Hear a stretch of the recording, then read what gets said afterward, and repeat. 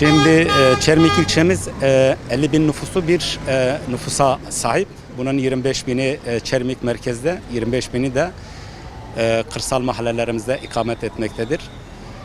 Artan nüfus yoğunluğu ve araç sayısının fazla olmasıyla beraber Türkiye genelinde sorun olan trafik yoğunluğu maalesef ilçemizde de bu yoğunluk özellikle göze çarpmaktadır.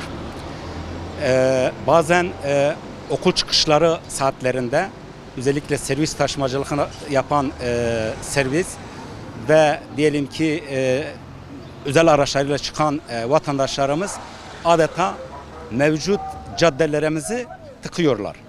Dolayısıyla bu sorun bütün vatandaşlarımızı rahatsız etmekte ve ciddi anlamda da bazı aksamalara neden olmaktadır.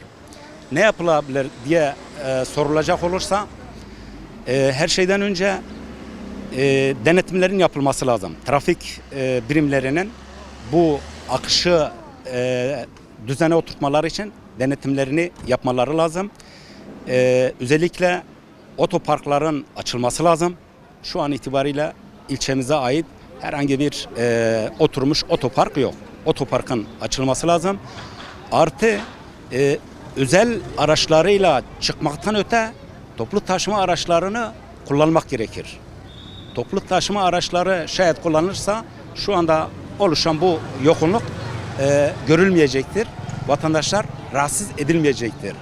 Bununla beraber yaya geçitlerinin dizayn edilmesi lazım. Şu an itibariyle ilçemizde gerçekten de bu yaya geçitlerini engelleyecek birçok faktör var.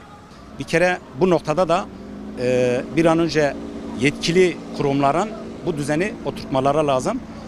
Artı belki büyük şehirlerde bu yapılıyor. Bisiklet geçişleri için de uygun bir hale getirilmeleri lazım.